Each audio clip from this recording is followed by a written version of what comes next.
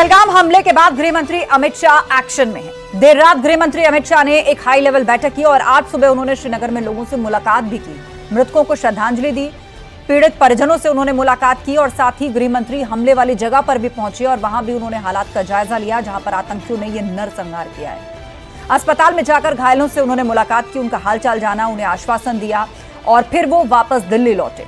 अमित शाह ने साफ कह दिया है कि भारत आतंक के आगे नहीं झुकेगा, इस कायराना आतंकी हमले के दोषियों को बख्शा नहीं जाएगा। वहीं पीएम मोदी ने इस टारगेट किलिंग के खिलाफ कड़े एक्शन के निर्देश दिए हैं।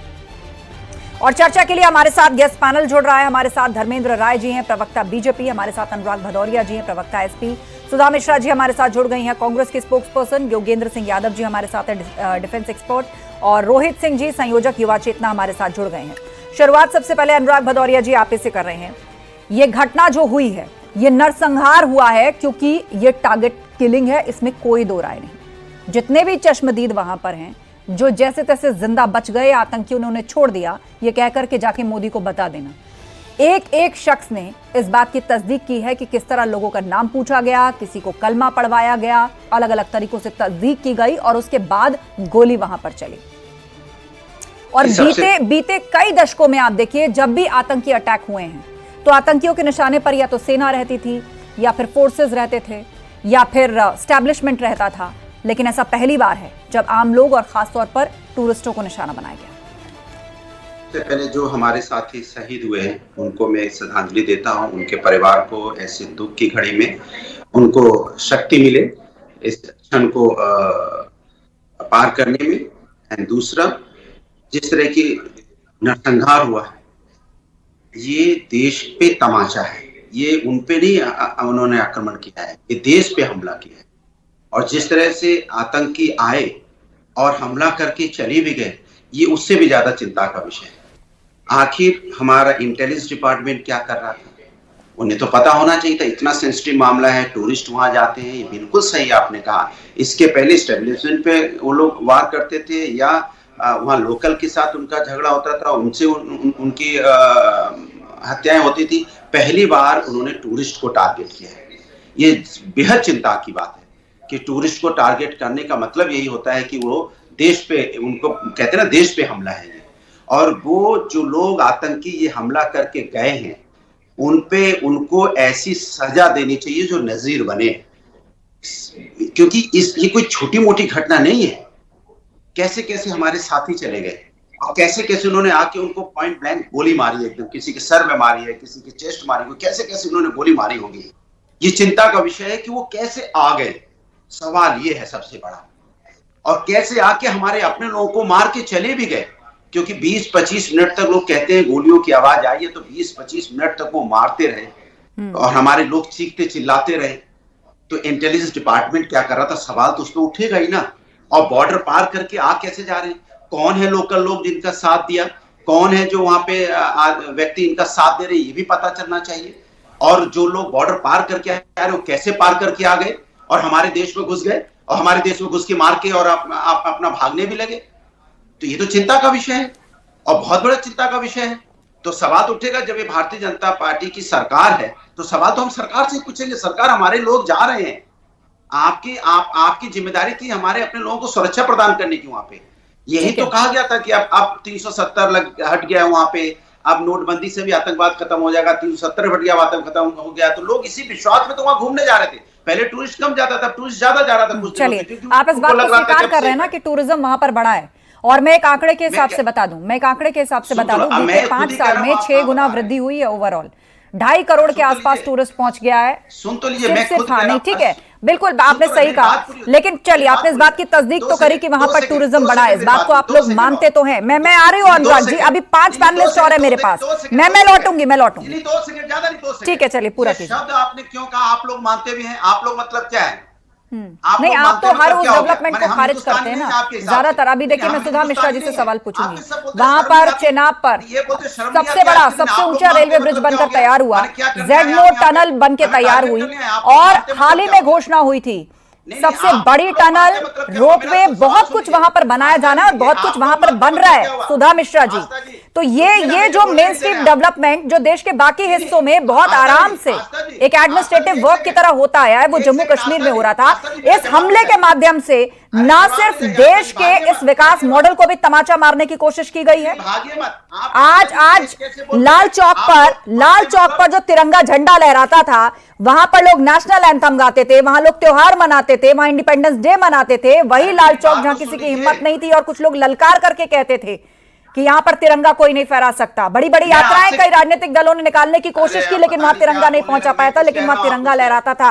सुधा मिश्रा जी, ये आतंकी अटैक न केवल नरसंहार है, टारगेटेड किलिंग है, बल्कि उसके साथ साथ उस डेवलपमेंट मॉडल पर भी धक्का लगाने की, डिमोलिश करने की कोशिश है। ठीक है, कोई नहीं भाग रहा, मैं फिर लौटूंगी, वेट कीजिए अपनी बारी का। 5 पैनलिस्ट और है। सुधा मिश्रा जी, एक सेकेंड। रोहित सिंह जी, आप शांत रहिए, आपका नाम लिया जाएगा, आप तब बोलेंगे। सुधा मिश्रा जी। रास्ता जी, जब से घटना हुई है तब से टीवी चैनलों को देख रही हूं मैं।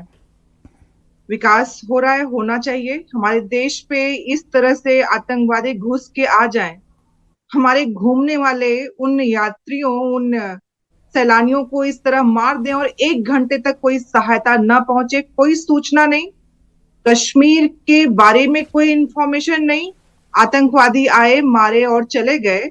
और 15 अप्रैल को जनरल मुनीर ने इस्लामाबाद में कहा था कि 2 नेशन थ्योरी पाकिस्तान के अस्तित्व की नींव है। वो हंस रहा होगा बैठ के वहां पे कि मैंने जो चाहा वो करवा लिया, और इस देश के लोग बैठ के यहाँ पे हिंदू मुस्लिम कर रहे हैं, वो चाहता था और आप लोग उसी को प्रमोट कर रहे हैं। मैंने सोचा था कि मैं आपको 30 सेकंड और बोलने दूंगी, क्योंकि अनुराग भदौरिया जी ने भी समय लिया। कौन हिंदू मुस्लिम कर रहा है इस मौके पर आप एक पॉलिटिकल आरोप ऐसे लगा रही हैं जो चुनावों में सभी पार्टियां एक दूसरे पर लगाती हैं। कौन कर रहा है हिंदू मुस्लिम? वो आतंकी करके गए हिंदू मुस्लिम। एक बार भी आपके मुंह से नहीं निकला, एक बार भी आपके मुंह से नहीं निकला।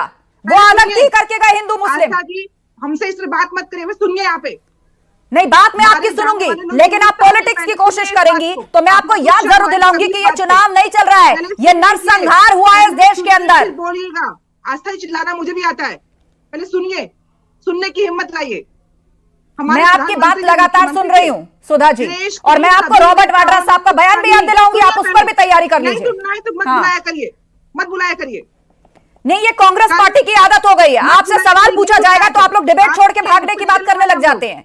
आपको भागता देख के क्या सोचेगा आपका वोटर जो बचा कुचा है? क्या सोचेगा आपका वोटर? आप सवालों का सामना नहीं कर पाते। आप क्या बोलेंगे रॉबर्ट वाड्रा साहब के बयान पर, जहां वो कह रहे कि मुसलमान कमजोर महसूस कर रहा है अपने आप को देश का? पहले आप मेरी बात को पूरा होने दीजिए। आपको इतना एक सेकेंड उस बैकग्राउंड से आती है जहां पे सब लोग पॉलिटिक्स करने का वक्त नहीं। ठीक है, बोलिए, आता है कुछ क्या कह रही हैं आप? सुन लीजिएगा, अगर आपको सुनने की हिम्मत हो तो। मैंने कहा मेरे देश के लोगों पे इस तरह आक्रमण हुआ, इसके लिए हमें सच में एक साथ होना चाहिए। आप लोग क्या कर रहे हैं? अरे मरने वाले वो इंसान थे जो वापस लौट के नहीं आएंगे। कर लीजिए हिंदू मुस्लिम बैठ के यहाँ पे, करने से क्या हो जाएगा? सुरक्षा में चूक हुई है, हमारे देश में सुरक्षा में चूक हुई है। आपको शर्म आनी चाहिए। विकास के नाम पे जुड़ा पीट रही है उस राजनेता और उस राजनीतिक पार्टी को शर्म आनी चाहिए जो इस मौके पर बैठकर जबकि आतंकी धड़ल्ले से धर्म पूछकर गोली मार गए, वो मीडिया को घेर रहे हैं और कह रहे हैं मीडिया हिंदू मुस्लिम कर रहा है। क्या सोच रहे होंगे जो लोग आपको सुन रहे होंगे? पूरा देश इस बात की चर्चा कर रहा है, अखबारों में एक स्टेटमेंट पटा पड़ा है, छपा पड़ा है कि किस आदमी से क्या पूछा गया, कैसे पूछा गया, किसने किया हिंदू मुस्लिम। एक ही व्यक्ति ने 11 सुधा जी, किसने किया हिंदू मुस्लिम? एक बार भी आप कहेंगे इस बात को कि आतंकियों ने किया हिंदू मुस्लिम? कैसी बात करती हैं आप लोग? कम से कम बैठ के यहाँ पे ये सब तो मत करिए। आप अब भी मीडिया को घेरना चाहती हैं, आप अब भी मीडिया पर आरोप लगाना चाहती हैं।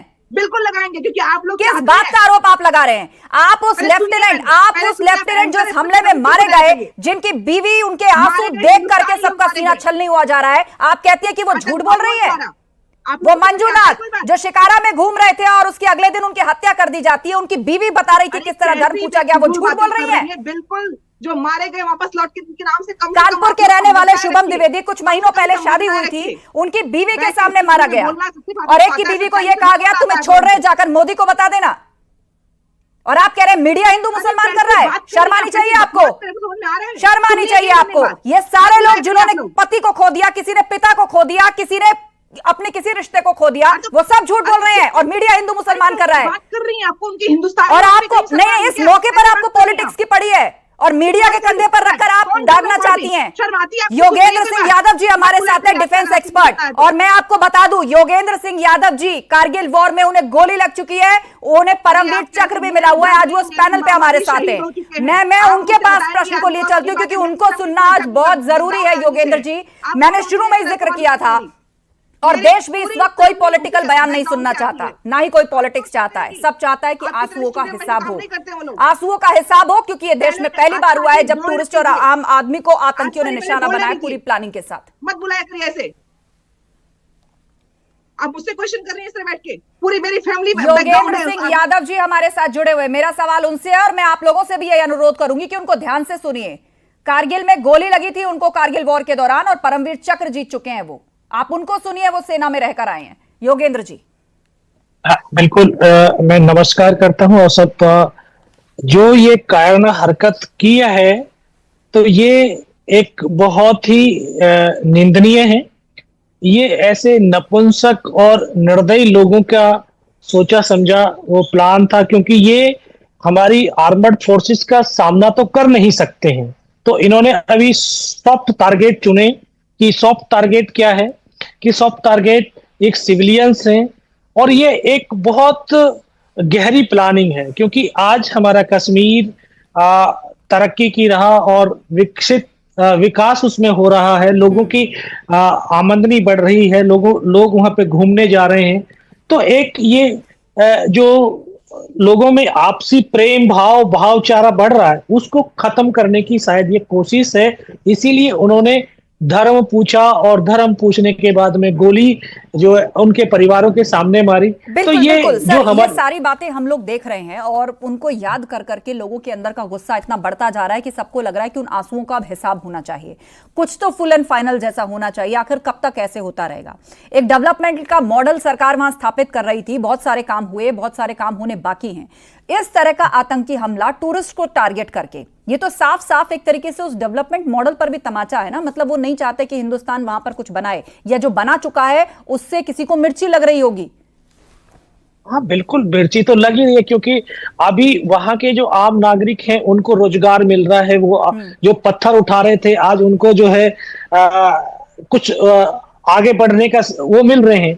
तो वो जब पड़ोसी देश के अंदर, तो ये मिर्ची लगनी लाजमी थी कि इस तरह से हिंदुस्तान, कश्मीर और पूरा देश इतना डेवलप होता जा रहा है, पूरी दुनिया के अंदर इसकी एक नई छवि बनती जा रही है और इस छवि को किस तरह से धूमिल करना है, किस तरह से दुनिया के सामने लेके आना है, कि ये इन्होंने सही टाइम और सब कुछ चुन करके इन्होंने काम किया है। जो हमारे देश की सबसे बड़ी ताकत है, हिंदू मुस्लिम सिख ईसाई की एकता, यूनिटी, उस यूनिटी को तोड़ने की कोशिश की है कि ये इस तरह से तोड़ दिया जाए, इस राष्ट्र को इस तरह से और कमजोर कर दिया जाए। लेकिन ये राष्ट्र कमजोर नहीं होगा और राष्ट्र ये उन्नति और प्रगति के पथ पर बढ़ेगा।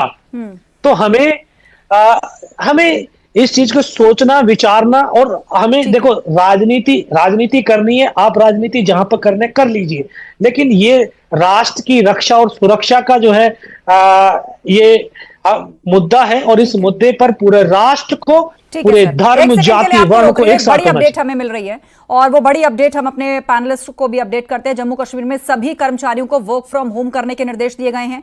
27 अप्रैल 2025 तक घर से काम करने का निर्देश दिया गया है, यानी जम्मू कश्मीर में सभी कर्मचारी जो अपने दफ्तरों में जाकर काम करते हैं उनका वर्क फ्रॉम होम रहेगा। इसके निर्देश जारी कर दिए गए हैं। 27 अप्रैल 2025 तक फिलहाल घर से काम करने का निर्देश सबको दिया गया है, यानी घर से बाहर निकलने की मनाही है। और गेस्ट पैनल हमारे साथ लगातार जुड़ा हुआ है, रोहित सिंह जी हमारे साथ हैं, उनका रुख कर लेते हैं। रोहित सिंह जी, जम्मू कश्मीर में जो कुछ भी हुआ, एक बात तो साफ है कि आतंकियों के निशाने पर आम लोगों का आना, खास तौर पर उन टूरिस्टों का जिनको कहा जाता है कि वो तो कश्मीर की लाइफलाइन है, वहां की इकोनॉमी का हिस्सा है वहां का टूरिज्म। अब आप देखिए इस घटना के बाद से कितने लोगों ने होटल की बुकिंग कैंसिल करा दी, ट्रेन फ्लाइट सब कुछ कैंसिल करा दिए। जिनके पूरे ट्रिप थे वो वहां जाना नहीं चाहते और घटना के बाद जो वहां पहुंचे थे वो सब एक साथ वापस आए हैं। वहां से होड़ लग गई वापस आने की कि कौन जितनी जल्दी हो सके लौट जाए दिल्ली या जहां भी जाना है। देखिए, जब देश में नई सरकार का गठन 2014 के बाद हुआ और बाद में धारा 370-35A में परिवर्तन आया, तो निश्चित रूप से कश्मीर की घाटियों में देश और दुनिया भर के पर्यटकों की संख्या में इजाफा हुआ। कश्मीर के जो मूल निवासी थे उनकी आर्थिक स्थिति में व्यापक परिवर्तन हुआ। लेकिन जिस प्रकार से पाकिस्तान के संरक्षण में आतंकवादियों के द्वारा कश्मीर की घाटी में सैलानियों पर, भारत के लोगों पर जो गोलियां बरसाई गईं, जिसमें कई लोग मर गए, महिलाओं के सामने उनका सुहाग उजाड़ दिया गया। बिल्कुल बिल्कुल, ये सब तस्वीरें तो हम देख ही रहे हैं, लेकिन मेरा सवाल आपसे ये है कि क्या ये राजनीति का वक्त है, या जिस बात का जिक्र अभी कर रहे थे योगेंद्र जी, ये यूनिटी का वक्त है? नेहरू गांधी परिवार के दामाद रॉबर्ट वाड्रा ने जिस प्रकार का ओछा बयान आज देश के इस इंटीग्रल सिक्योरिटी के मुद्दे पर दिया है, मुझे लगता है देश मर्माहत है, देश आहत है। इतने बेचैन, व्याकुल, व्यग्र हो गए हैं रॉबर्ट वाड्रा राजनीति में अपनी लॉन्चिंग के लिए कि उनको ये समझ में नहीं आ रहा है पहलगांव में जो लोग मरे हैं उनके लाश पर राजनीति नहीं होनी चाहिए। देश के प्रधानमंत्री ने अपनी विदेश यात्रा को संक्षिप्त कर भारत आना उचित समझा। देश के गृह मंत्री ने रात में ही, ठीक है, 5 सेकंड श्रीनगर पहुंचकर बैठकों को आयोजित किया ताकि दूध का दूध, पानी का पानी हो सके, जनता को आशा और उम्मीद मिल सके, जिन लोगों की हत्या हुई है उनके परिवार तक संवेदना पहुंच सके। और रॉबर्ट वाड्रा उलूल जुलूल बोल रहे हैं, समाजवादी पार्टी के मित्र कुछ से कुछ बोल रहे हैं। ये देश देख रहा है, ये राजनीति का वक्त नहीं है। धर्मेंद्र राय जी, संवेदनशील समय भाजपा है। प्रवक्ता धर्मेंद्र राय जी, उसके बाद अनुराग भदौरिया जी। धर्मेंद्र जी, विपक्ष अपनी जो भूमिका निभानी चाहिए वो निभाता नहीं। आज आतंकवादी धर्म पूछकर हमले करते हैं, हमारी मां बहन बेटियों के सुहाग उजाड़ते हैं, और हमारे देश का जो विपक्ष है वो जातियां ढूंढता है। हम बांग्लादेश में जातियां नहीं ढूंढते, हम पाकिस्तान में जातियां नहीं ढूंढते हैं। भारत के लोग तो, एक गौरव में कहावत है कि सिधरी चाल चलती है और रोहू के सिर सारी चीजें आती हैं। आज इस देश का दुर्भाग्य है कि किस तरह की बातें रॉबर्ट वाड्रा जैसे लोग कर रहे हैं। उनके पर तो मैं कहता हूं कि राष्ट्रद्रोह का मुकदमा होना चाहिए। इन्होंने जो माहौल इस देश में पैदा किया है, आदरणीय मोदी जी के नेतृत्व में, आदरणीय अमित शाह जी के नेतृत्व में, जिस तरह से कश्मीर में आतंकवाद खत्म हो रहा था, जिस तरह से वहां लोग सुकून महसूस कर रहे थे, जिस तरह से वहां का युवा रोजगार पा रहा था, आज उस पर एक आघात हुआ है, एक प्रहार हुआ है। हमारे आंखों में आंसू हैं जिस तरह से वहां से अमानवीय घटना, अमानवीय चित्र अनुराग जी, इसका जवाब हम सुधा जी से लेंगे, लेकिन पहले अनुराग जी, उसके बाद सुधा जी। मैं कहना चाहता हूं अपनी ठीक है धर्मेंद्र जी, धर्मेंद्र राय जी, मैं लौटूंगी। अनुराग जी कुछ बोलना चाहते हैं, उसके बाद सुधा जी। बोलिए अनुराग जी। ठीक है धर्मेंद्र जी, मैं फिर लौटूंगी आपके पास। अनुराग जी बोलिए। देखिए, मेरा सीधा सा सवाल था, उन्होंने धर्म पूछ के गोली मारी, मान लिया आपकी बात, लेकिन सवाल सबसे बड़ा है कि आतंकी हमारे देश में आ कैसे गए। सवाल तो ये बड़ा है, सबसे बड़ा सवाल तो ये है, माने इंटेलिजेंस डिपार्टमेंट फेलियर, सिक्योरिटी की प्रॉब्लम कैसे हो गई कि वो हमारे बीच में आ गए और पूछ के गोली मार गए। और हम इस पे चर्चा कर रहे हैं, एक मिनट चुप कराइए। आज मोदी जी के क्या बोल रहे हैं खुद नहीं पता है। ठीक है, एक एक करके नहीं, आप आपकी किसी की भी ऑडियो नहीं जाएगी, आप एक वक्त में बोलेंगे। मैं पहले भी समझा चुकी हूँ पैनल को ये बात। हाँ बोलिए अनुराग जी, पूरा करिए 10 सेकंड। धर्मेंद्र जी, मैं फिर काउंटर का मौका दूंगी। एक बार विपक्ष के दोनों स्पोक्स पर्सन की बात सुन लेते हैं, उसके बाद आप टिप्पणी करिएगा। अनुराग जी पूरा कीजिए। धर्मेंद्र जी ठीक है, धर्मेंद्र जी एक बार दोनों लोग अपनी बात रख लें, दोनों विपक्षी नेता, उसके बाद मैं आपका रुख करूंगी। बोलिए अनुराग जी, पूरा कीजिए। रोहित जी शांत रहिए, आप शांत रहिए, आपका नाम लिया जाएगा, आपका नाम लिया जाएगा। रोहित सिंह जी शांत रहिए। पीसीआर ऑडियो मैनेज करिए, इस तरह बहस नहीं चलती है। मैं जिसका नाम लूंगी सबको समय दिया जा रहा है। अनुराग जी 10 सेकंड पूरा करिए। मैंने आज तक नहीं, 10 सेकंड नहीं, इन्होंने टाइम बहुत लिया मेरा। मैंने कहा कि इस देश के अंदर में ही आपने कहा धर्म पूछ के गोली मारी, मान ली, मैंने मानी बात कह रहे हैं, अगर वो पीड़िता कह रहे तो माना जाएगा, लेकिन वो आतंकी आ कैसे गया, कैसे आ गए वो बंदूक लेके, गोली लेके हमारे वहां पर सुरक्षा को भेजते हुए और बॉर्डर क्रॉस करते हुए हमारे लोग को मार गए, और हम चर्चा इस पे कर रहे हैं कि वो हमें हमारा धर्म पूछ के गोली मार गए। अरे भाई आए कैसे, वो सवाल तो ये सबसे बड़ा है। इंटेलिजेंस डिपार्टमेंट दोनों हमारा सवाल फेल हो बड़े गया, हैं Anurag ji, security system fail हो दोनों गया, सवाल बड़े हैं। और सिर्फ एक आस्था लेंस जी, से मत आस्था- देखिए घटना को, सुनिए मैं दोनों लेंस एक से लेंस देख रहा से हूं। मत देखिए सुनिए ना, घटना को। एक बार रुकिए ना आस्था जी, आप मत बोलिए भाई, आप बोलेंगे तो हम नहीं लोग नहीं नहीं, कैसे बोल मैं पाएंगे? आपको कह रही हूँ कि फोकस का दायरा थोड़ा सा बढ़ा मामला है और लीजिए, आप बाकी इस सब पर ठीक टोक करती है, हैं। बोलिए। एक बार रुकिए, मुझे बोलने दीजिए। आपने दूसरा सवाल हमसे पूछा कि आप मानते तो हैं, आप मानते हैं मतलब मुझे आप पे शक हो रहा है आस्था जी, मुझ पर आप शक हो रहा है हम मानते आपको? मतलब हमको क्या समझ रहे हो आप? हम लोग को विपक्ष को क्या समझते हो? हम भारतीय नहीं है क्या? आपने नहीं सब नहीं कैसे नहीं बोला? नहीं, मुझे मानते तो आपकी हैं? भारतीयता इसके पर मतलब कोई आपकी डाउट मनसा नहीं में है, शंका है। और ना मैंने आप ये भारतीय कहा जनता है पार्टी कि से आप कहीं कम दूर भारतीय जाते हो हैं, गए जैसे ऐसा भारतीय कहने जनता से या पार्टी ना के मानने नेता से। आए हैं। हम आप सरकार से बहुत सवाल पूछ रहे हैं, बहुत आप हम ही से सवाल चुन पूछ चुनकर रहे हैं। शब्दों का शर्म इस्तेमाल आती कर है रहे आपकी हैं। पत्रकारिता आप पे। कह रहे हैं कि ऐसी पीड़ितों ने पत्रकारिता कहा है में तो शर्म माना आती है, जाएगा। आप पूछ रहे हो। अरे माना क्या जाएगा बात नहीं है, सर, आपको आपको शर्म आनी जिन्होंने चाहिए। अपने मुझसे परिवारों को पूछिए, खो दिया, आप शर्म आप लोगों को आनी चाहिए। राजनीति का मौका है, विपक्षी क्या भूमिका होनी चाहिए, ये राजनीति का मौका है। यहाँ पर भी आप लोग मीडिया को घेर रहे हैं, शर्म आनी चाहिए आपको। आप लोगों को शर्म आनी चाहिए। सैलानियों का धर्म देखकर नरसंहार करके चले गए आतंकी, और आप लोग केवल अपने लेंस से उसी मुद्दे को ढूंढ रहे हैं जहां आप सरकार को घेर पाए। क्या भूमिका होनी चाहिए आप लोगों की? कांग्रेस पार्टी के साथ क्या भूमिका होनी चाहिए?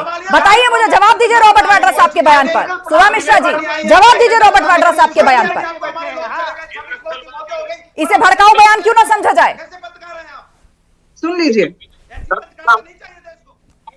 शांत रहिए आप। सुधा जी,